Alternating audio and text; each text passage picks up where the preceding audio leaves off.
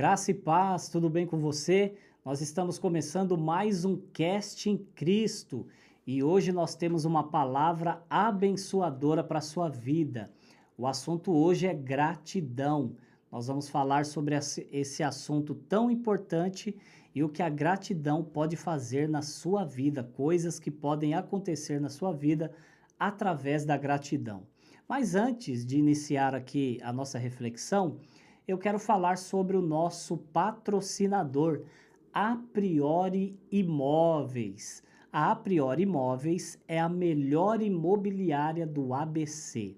Se você precisa comprar ou alugar um imóvel na região do ABC, clica aqui no site da A Priori, que eu vou deixar na descrição do vídeo, e vai lá conhecer a melhor imobiliária do ABC. Você será bem atendido e quem sabe você vai realizar o sonho de ter a sua casa com a ajuda da A Priori Imóveis. Tá bom, meu irmão, minha irmã? Que Deus te abençoe grandemente. Nós vamos falar hoje sobre gratidão. E eu quero aqui ler com você, inicialmente, o Evangelho de Lucas, no capítulo de número 17, a partir do versículo de número 11. Olha o que fala a palavra de Deus. O título do texto é 10 leprosos são curados. Diz assim, no verso 11. A caminho de Jerusalém, Jesus passou pela divisa entre Samaria e Galiléia. Ao entrar num povoado, 10 leprosos dirigiram-se a ele. Ficaram a certa distância e gritaram em alta voz: Jesus, mestre, tem piedade de nós. Ao vê-los, ele disse: vão mostrar-se aos sacerdotes. Enquanto eles iam, foram purificados. Um deles, quando viu que estava curado, voltou louvando a Deus em alta voz. Prostrou-se aos pés de Jesus e lhe agradeceu. Este era samaritano. Jesus perguntou: não foram purificados todos os 10? Onde estão os outros 9? Não se achou nenhum que voltasse e desse louvor, a não ser este estrangeiro? Então ele lhe disse: levante-se e vá. A sua fé o salvou. Bom, a lepra, meus irmãos, era uma doença muito temida na antiguidade. Se você ler o Antigo Testamento e o Novo Testamento, você vai entender isso, que era uma das doenças mais temidas dentro do contexto bíblico. A lepra, hoje em dia, ela já está controlada, assim, se assim podemos dizer, né? Hoje a lepra é conhecida como hanseníase e existem vários tratamentos para ela, né? Só que na época do contexto bíblico aqui, no qual nós estamos falando, não existiam tratamentos sofisticados. E aí as pessoas temiam muito em pegar a lepra, porque ela era uma doença que não somente afetava o corpo físico, mas conforme a lei de Moisés, lá em Levíticos, capítulo 13, verso 46, ali a lei de Moisés dizia que o leproso deveria viver fora do arraial, deveria viver fora do convívio da comunidade, ele deveria viver fora do arraial. Então, não era uma doença que causava só a dor física, era uma doença que mexia no psicológico da pessoa, porque adquirir a lepra significava que você teria que viver afastado da comunidade e, consequentemente, da tua casa, da tua família, dos teus filhos. Então, era uma doença muito temida. Ela mexia com o físico e com o psicológico das pessoas. E aqui nesse texto, o Evangelho de Lucas vai registrar 10 leprosos, que naquele dia se aproximaram de Jesus para pedir socorro, e Jesus os socorreu, e eles foram curados. E aqui nós temos muitas lições nesse texto. A primeira lição está aí no versículo de número 12, tá? Diz assim a palavra: 10 leprosos dirigiram-se a ele. Então, qual é a lição? A primeira lição que a gente entende aqui é que eles procuraram ajuda da pessoa certa. Eles procuraram ajuda de quem poderia ajudá-los. Eles procuraram a ajuda de Jesus. Jesus poderia fazer o milagre da cura. E aqueles homens sabiam disso. Agora, a Bíblia não diz, mas nós podemos pensar, né? Conjecturar aqui. Será que eles ouviram a respeito de Jesus?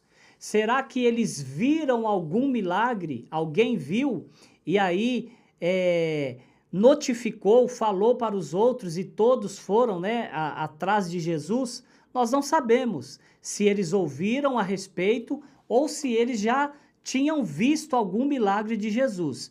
O que nós sabemos é que eles foram atrás de ajuda para serem curados. E eles foram atrás daquele que poderia fazer o que ninguém pode. Então essa é a primeira lição para a tua vida. Saiba que esse Jesus que curou esses 10 homens continua fazendo milagres.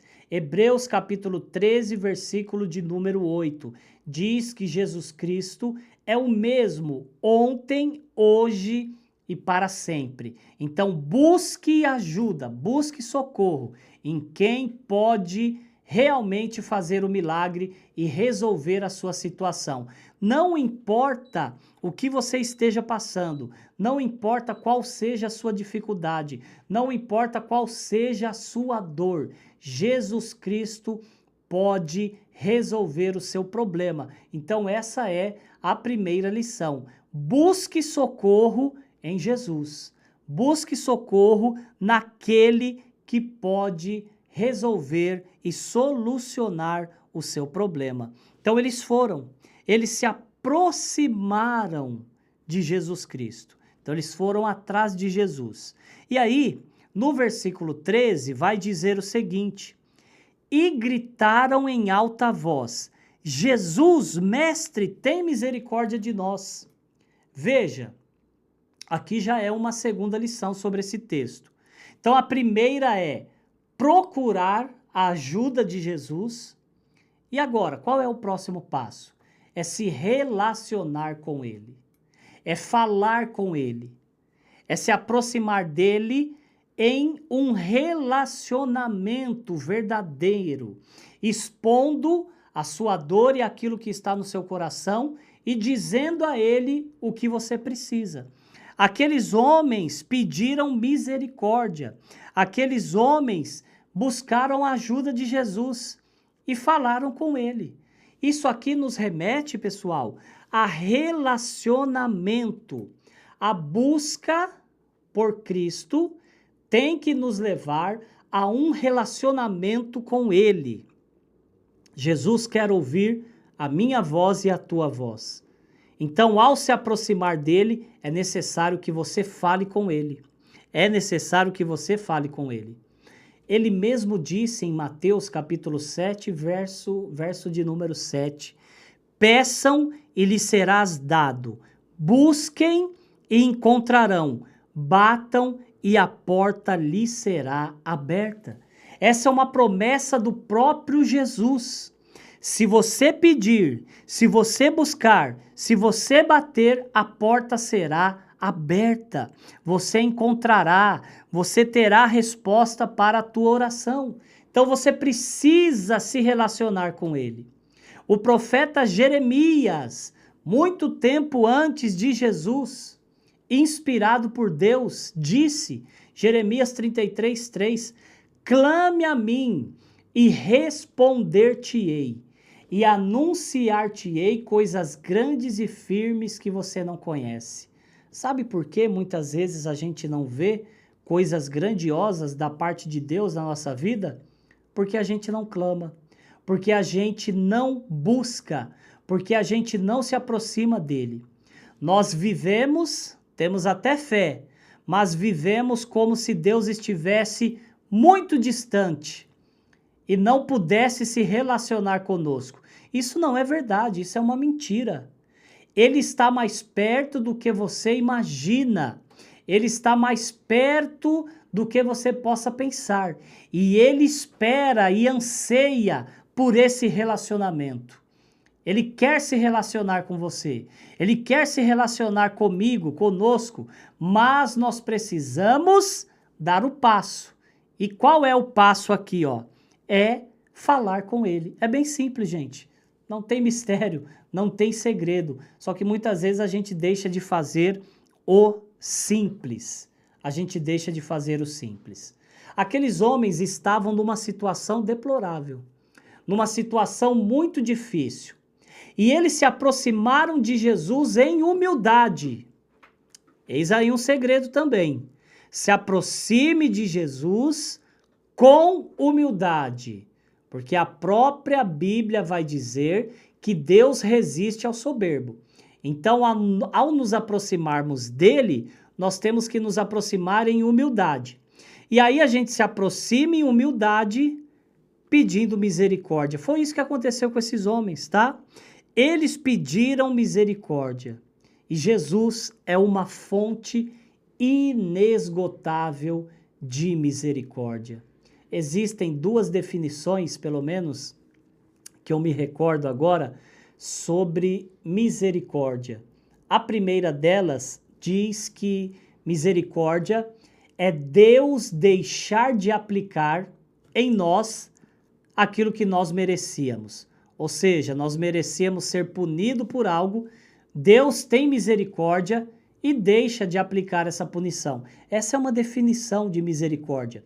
Mas uma outra definição de misericórdia vai dizer o seguinte, que misericórdia é você derramar o seu coração sobre a miséria do outro e fazer algo para aliviar essa miséria. Não é só você se compadecer da miséria do outro, mas é você fazer algo para trazer alívio para essa pessoa que está em sofrimento. E Jesus é especialista em derramar o seu coração sobre a miséria humana e trazer alívio para aqueles que precisam de misericórdia. Ele é a fonte inesgotável de misericórdia. Livro de Lamentações, também escrito pelo profeta Jeremias, capítulo de número 3, verso 22 em diante. Ali vai dizer que as misericórdias do Senhor são as causas, né, de nós não sermos consumidos e que essas misericórdias se renovam a cada manhã. Então, meu irmão, tem misericórdia de Deus para a tua vida todos os dias. Você acordou, tem misericórdia de Deus. Hoje tem misericórdia de Deus. Amanhã ela vai se renovar e terá misericórdia novamente de Deus para a tua vida, porque a misericórdia de Deus é inesgotável. Então é preciso se aproximar dele, se relacionar com ele, e ao pedir misericórdia, você vai receber essa misericórdia, porque ele é uma fonte de misericórdia para a minha e para a tua vida. Uma terceira ideia, uma terceira lição aqui no texto, vai falar sobre obediência. Olha o que diz o versículo 14. Ao vê-los, ele disse, vão mostrar-se aos sacerdotes. Terceira lição, a obediência é o caminho para o milagre.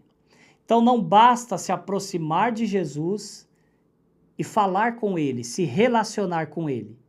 Porque a consequência disso, de falar com ele e se relacionar, é gerar uma resposta da parte de Deus. E aí entra isso aqui que é muito importante. Obediência. É obedecer o comando de Deus. É obedecer o comando de Jesus, aquilo que ele falou para você, aquilo que ele lhe ordenou, aquilo que ele lhe orientou. E vamos ser sinceros, todos nós que nos aproximamos de Deus, em certo sentido, conseguimos entender o que Deus quer de nós. Tem coisa que é muito simples, tem coisa que é muito fácil de entender. E aí a grande verdade é que nós não queremos obedecer. Nós não queremos. Nós queremos viver da nossa maneira. E aí nós enxergamos um Deus garçom, que está pronto para suprir as nossas necessidades. E apenas isso. Agora, nós não queremos a parte que é a de Deus nos orientar para que a gente faça algo. E aí a gente não quer. A gente não quer fazer a vontade de Deus, na maioria das vezes. Na maioria das vezes nós não queremos. Nós queremos sim ser abençoados e queremos viver segundo a nossa vontade. Mas com Jesus não tem essa, meu irmão. Um relacionamento verdadeiro com Cristo requer total obediência a Ele. Ele mesmo disse: por que vocês me chamam Senhor, Senhor, e vocês não fazem o que eu mando? Então não tem nexo. Se Jesus nos deu uma ordem, se Jesus nos deu uma direção, nós temos que obedecer. E aqueles homens, para viverem um milagre, tiveram que obedecer à ordem de Jesus. Jesus disse a eles: vão mostrar-se aos sacerdotes. O que Jesus está fazendo aqui? Está dizendo para que eles cumprissem uma outra parte da lei de Moisés, que dizia o seguinte: quando o leproso estava curado, ele tinha que se apresentar ao sacerdote, que o examinaria. E se fosse realmente constatada a cura, ele teria que oferecer um sacrifício e voltar ao convívio na comunidade. Então esse era o processo.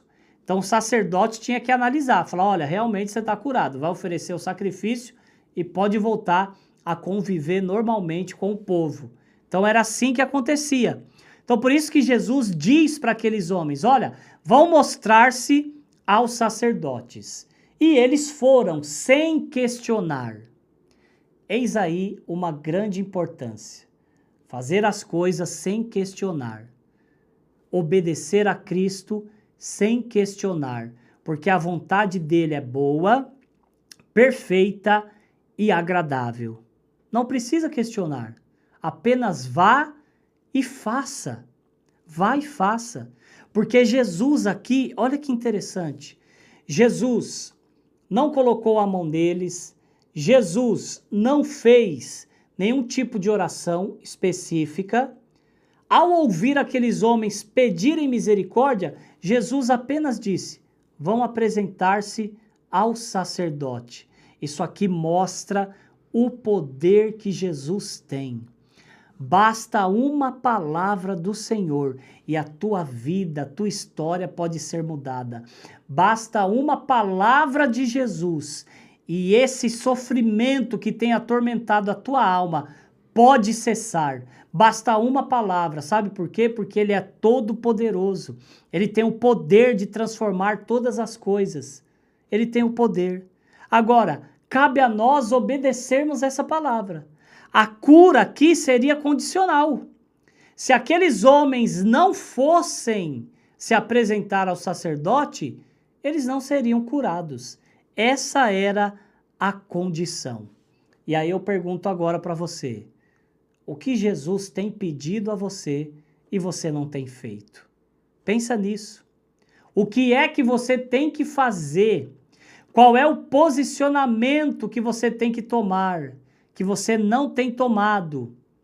Quem sabe você está a poucos metros, posso dizer assim, a poucos metros de alcançar a tua vitória. Ou quem sabe você está a poucos passos de conquistar a tua vitória. Está faltando somente você obedecer aquilo que Deus já falou. Quem sabe, meu irmão? Quem sabe, minha irmã? Então eu trago essa palavra aqui para te alertar. Obedeça a ordem de Jesus e você verá o milagre. Poderia aqui falar, né? Não vou falar em detalhes, mas lembrar para você outros episódios. Lucas capítulo 5, quando Jesus chama ali os primeiros discípulos e eles vão pescar, né? Após Jesus ter pregado a palavra, Jesus diz para ele, lancem as redes, disse lá para eles, né? Lancem as redes. E eles lançando pegaram uma grande quantidade de peixes. Agora diz para mim, se eles não tivessem lançado a rede, se eles tivessem falado, não vou lançar, porque isso aí não vai dar certo, eles não teriam vivido o milagre. Lá em João 2, quando Jesus transforma a água em vinho, ele disse, enchei as talhas de água. Se as talhas não fossem enchidas de água, não haveria transformação de água em vinho. Até para ressuscitar o Lázaro, teve que ter ação humana. Jesus falou, vão lá e tirem a pedra. Se não tirasse a pedra, Lázaro ressurreto não sairia da tumba, não sairia da cova, né? Então, meu irmão, tem que obedecer, tem que fazer aquilo que Deus manda para que você viva o milagre. A obediência trará o milagre da parte de Deus. Uma quarta lição, os milagres acontecem no caminho. Olha o que diz ainda o verso 14. Enquanto eles iam, foram purificados. Enquanto eles iam, foram purificados. A cura foi instantânea e foi de graça. A cura foi instantânea. Aqueles homens caminharam para se apresentar ao sacerdote e foram curados. O que eu quero dizer aqui com os milagres acontecem no caminho? Vá caminhando com Deus, vá se relacionando e o milagre virá. O milagre virá na tua vida. Entenda que é caminhando que as coisas acontecem. E quando o milagre acontecer, você também precisa entender que o abençoador é maior do que a bênção. Isso é importantíssimo, porque tem gente que recebe a bênção de Deus, recebe o milagre de Deus e abandona o Senhor. Ou seja, ele só queria ser abençoado, ele só queria a bênção, ele não queria o abençoador. E o abençoador é maior do que a bênção. Então essa é a quarta lição. Os milagres acontecem no caminho. Vá caminhando que você verá o milagre de Deus.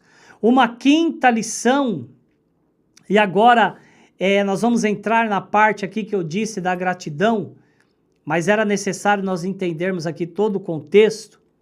A quinta lição se refere à adoração e gratidão. Versos 15 e 16, vai dizer ali que um deles, vendo que estava são, voltou agradecendo.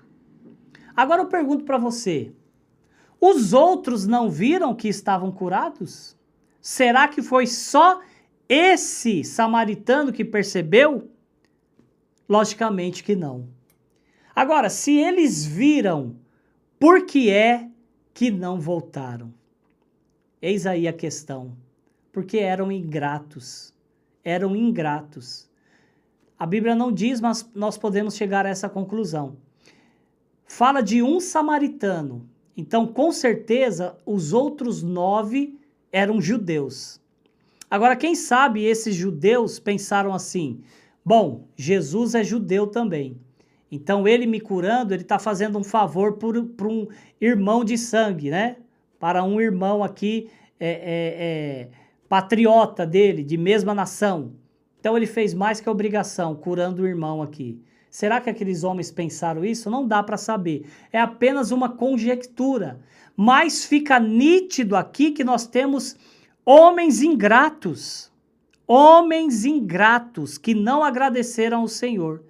E trazendo para o dia de hoje, muitos têm visto o milagre, muitos têm recebido e não têm agradecido a Deus. Eles vivem como se Deus tivesse obrigação de fazer o que fez, né? Mas aquele samaritano não, ele foi diferente. Ele voltou louvando a Deus em alta voz. Sabe o que isso quer dizer, meu irmão? Quer dizer que ele não tinha vergonha de ninguém. Ele não tinha vergonha de nada. Ele não tinha vergonha. Ele voltou louvando a Deus em alta voz. Isso aqui mostra que foi uma espontaneidade dele. A gratidão aqui foi espontânea. Ele não sentiu vergonha. Ele não teve vergonha de expor o que sentia. Quem sabe ele pensou, não estou nem aí para o que os outros pensem, mas eu vou voltar e vou agradecer aquele que fez o milagre. Eu vou voltar e agradecer o Senhor que me curou. E aí, a Bíblia diz que ele se prostra aos pés de Jesus lhe agradecendo. Ele está adorando, meu irmão. Isso aqui nos remete à adoração. Ele adorou Jesus e agradeceu. E qual é a ligação aqui? Existe uma comunhão entre adoração e gratidão. O adorador é grato, aquele que é grato está adorando. Não diga para mim que você é um adorador ou uma adoradora se você é alguém ingrato ou ingrata. Se não existe gratidão nos teus lábios, não diga para mim que você é um adorador. Porque não dá, não pode habitar no mesmo lábio, no mesmo coração, adoração e ingratidão. Não pode habitar, porque o adorador é grato e quem agradece adora. Então existe essa ligação, tá? Então aquele homem voltou, prostrou-se aos pés de Jesus e lhe agradeceu. Ele adorou, e aqui há um reconhecimento da divindade de Jesus, porque Jesus recebeu aquela adoração. Jesus recebeu a adoração daquele homem. Adoração e gratidão andam juntas, tá? E aí a gente lembra em 1 Tessalonicenses, capítulo 5, verso 18, que Paulo vai dizer assim: em tudo dai graças, porque essa é a vontade de Deus em Cristo Jesus. Olha aí, uma das vontades de Deus para a tua vida, gratidão. Gratidão. Ai, o que Deus quer de mim? Qual é a vontade de Deus para a minha vida? Estou falando uma aqui agora, ser grato. Ser grato, em tudo dai graças, porque essa é a vontade de Deus. Então nós temos que ser gratos em tudo. E olha que interessante. Esse homem que volta para agradecer a Jesus era samaritano. Por que fica registrado isso, né? Por que há esse registro de que ele era samaritano? Porque existia uma briga entre judeu e samaritano. Eles não se davam bem. Eles não se gostavam. E isso desde a época em que houve a divisão do reino. Então, Reino do Norte, Reino do Sul, o Reino do Norte com 10 tribos, com a capital em Samaria, e o Reino do Sul com 2 tribos, com a capital em Jerusalém.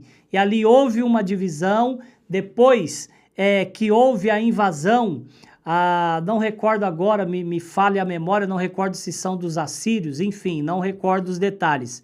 Mas houve uma mixigenação de judeu com gentil. E ali, os judeus, tá, do Reino do Sul, não consideravam mais os samaritanos, tá, o pessoal do Reino do Norte, como judeu legítimo, por causa dessa mixigenação. E ali criou-se essa rixa entre eles. Agora, o único que voltou para agradecer, pela lógica, seria aquele que não deveria voltar. Porque ele foi curado por um homem judeu. Então ele nem deveria voltar para agradecer. Mas foi o contrário. Aquele que não deveria voltar, voltou agradecendo ao Senhor. Sabe que o que a gente aprende nisso aqui, meu irmão? Que a gratidão muitas vezes virá de onde nós menos esperamos. A gratidão muitas vezes vem de onde menos se espera. Quem sabe você está frustrado e frustrada porque você ajudou alguém e essa pessoa não foi grata a você. E você está aí frustrado. Agora pense comigo. Se foram ingratos com o próprio Jesus, recebendo um milagre de cura, você acha que não vai ser com você? As pessoas são ingratas. A maioria delas são ingratas, não conseguem agradecer o que recebem. Então não se frustre por causa disso, por causa de ingratidão. E aí entra aqui numa sexta lição, para a gente encaminhar para encerrar essa mensagem, entra aqui numa sexta lição, que está no verso 17. Jesus diz assim, não foram 10? Cadê os outros 9? Onde estão os outros 9? E aí a lição aqui é a seguinte, existem mais pessoas ingratas do que gratas. Tá aqui a grande maioria, fazendo uma continha matemática básica, 90% aqui das pessoas não voltaram para agradecer, apenas uma de 10, né? Eram 10 só, um voltou, 10% voltou, voltaram para agradecer, no caso um só, e os outros 90% não. Então a maioria das pessoas são ingratas, porque elas acham que Deus tem que fazer por elas, e ponto final. Isso aí é um pensamento que beira a loucura, achar que Deus tem a obrigação de fazer alguma coisa por nós. Tudo que nós recebemos dele é por graça e misericórdia. Não tem nada que ele faça em nossa vida e por nós que não seja pela graça e pela misericórdia. É graça e misericórdia, meu irmão. Eu não mereço nada. Você não merece nada. Nós não merecemos nada. Deus faz porque ele é bom, porque ele é gracioso e misericordioso. Então, aqueles homens perderam uma grande oportunidade naquele dia. E aí a gente vê, então, que aqui existem mais pessoas ingratas do que gratas. Então, meu irmão e minha irmã, não espere gratidão de ninguém. Faça o bem, ajude, estenda a mão. Não deixe de ajudar. Não deixe de ajudar porque as pessoas são ingratas, mas continue ajudando. Continue ajudando. Continue estendendo a mão, continue abençoando, mesmo que as pessoas sejam ingratas. Porque ingratidão, meu irmão, está aí. A maioria das pessoas são ingratas, como eu já disse. Eu recordo agora, muitas pessoas sofrem por causa disso, né? Por causa da gratidão, de não receberem gratidão, né? Mas o ingrato também sofre. O ingrato também sofre, porque uma hora cai a ficha dele. Uma hora ele pensa, puxa, eu poderia ter sido mais grato e não fui. Só que muitas vezes é tarde e ele não consegue recuperar o tempo perdido. E eu lembro agora de algo que eu li, né, sobre o diário de Anne Frank. Anne Frank, que foi uma jovem judia que viveu na época do Holocausto.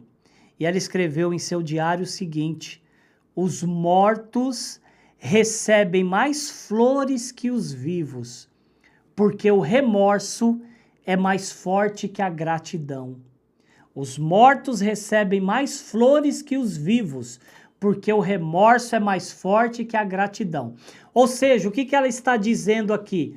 Muitas pessoas, quando perdem alguém, sentem remorso, e aí vão lá, levar flores no túmulo. Mas agora é tarde, querido. Agora é tarde, querida. Você precisa ser grato em vida. E não é aqui somente a gratidão no sentido vertical, gratidão a Deus, mas é a gratidão no sentido literal, a gratidão entre as pessoas, sermos gratos uns aos outros. Esse princípio é divino, meu irmão. Esse princípio é divino, ser grato uns aos outros. Nós precisamos ser gratos. E eu encerro agora, 7ª lição, verso 19. Jesus disse assim para aquele homem, levante-se e vá. A sua fé o salvou. Sabe qual é a lição aqui? A gratidão abre portas para milagres maiores. Como assim? Aquele homem foi curado, mas além da cura, ele recebeu a salvação. É o que Jesus fala aqui, ó, vai, a tua fé te salvou.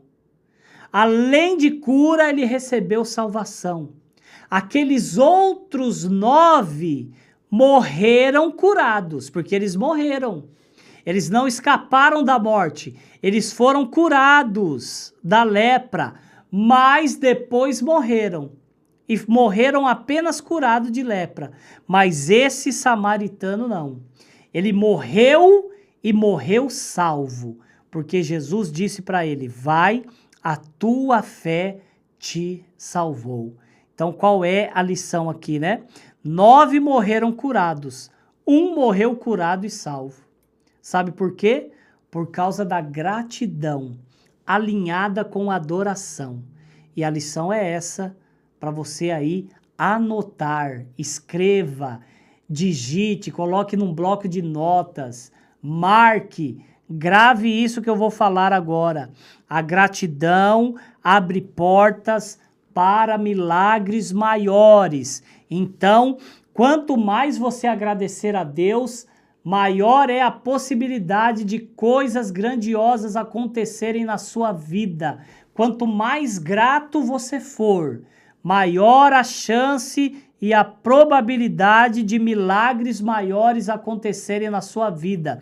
Então, em nome de Jesus Cristo, pare de reclamar, pare de ser um murmurador, pare de ficar reclamando das coisas. Seja grato a Deus, grato em todas as situações. Não estou dizendo que é fácil, mas também não é impossível. Você pode mudar o teu coração, você pode mudar a tua mente, a intenção dos teus lábios. Ao invés de abrir a boca para reclamar, agradeça.